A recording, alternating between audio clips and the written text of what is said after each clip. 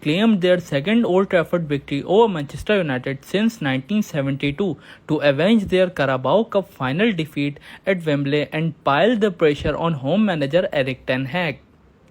Newcastle United dished out emphatic Carabao Cup revenge against Manchester United as last season's beaten finalists ran out 3-0 winners at Old Trafford.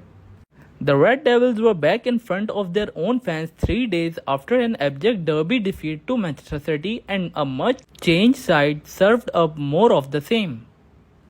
Miguel Almiron came on as an early substitute when Matt Targett suffered a hamstring injury, and the Paraguay international found a cool finish after a surging run and precision pass from Tino Livramento.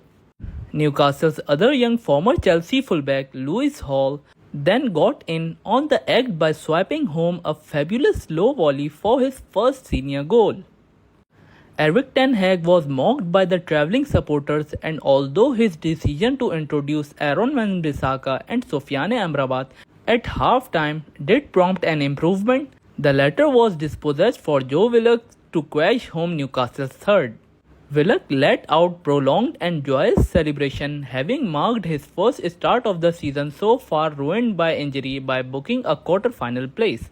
Having dispatched City in the previous round, Eddie Howe's side ensured the other Manchester club comprehensively ran out of road.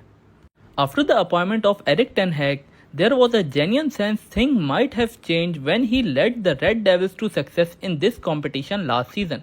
But this was their 8th defeat of first 15 games in a season for the first time since 1962-1963. And they lose a total of 5 of the first 10 home games for the first time since the 1930-31 season. After losing to City, Bruno Fernandes was criticized for losing his composure, and Marcus Rashford the subject of newspaper scorn regarding him going out to socialize and turning up for training on time. Rashford came on at 3-0 down tonight, alongside fellow substitute Fernandes, who took his armband from Victor Lindelof. Casemiro was skipper before being replaced at halftime, and it meant that United fielded more captains 3 than they had managed shots on target 2. Any move Ten Hag makes at the moment feels inherently and repetitively doomed, the tactical equivalent of Sideshow Bob standing on rakes. Introduce some youthful verve in the form of Hannibal Majabri and watch him try to get sent off within 20 minutes. Give Mason Mount a platform to show why he was worth 60 million in the final year of his contract, and once again witness a footballer harrowingly devoid of confidence. Chuck on one of the cheaper acquisitions like Amrabat, who turns the game around briefly before being at fault for the third goal. Diogo Dalot was culpable for the first 2, but he signed a 5-year contract in May, so he has plenty of time to polish up his defending.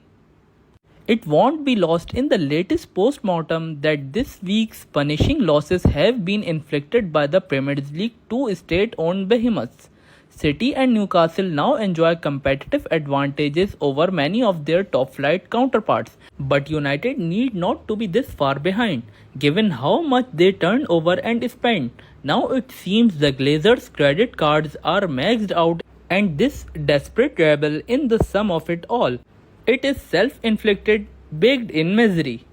So guys, what are your opinions on this United 3-0 defeat? Share your opinions in the comment section down below. I hope you guys like this video, and please subscribe my channel. Thank you.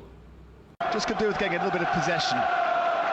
Maybe they've got it now in a good position as well. Willock from the tackle by Joe Linton into the edge of the penalty area. Still Joe Willock. Right! Oh yes! Oh,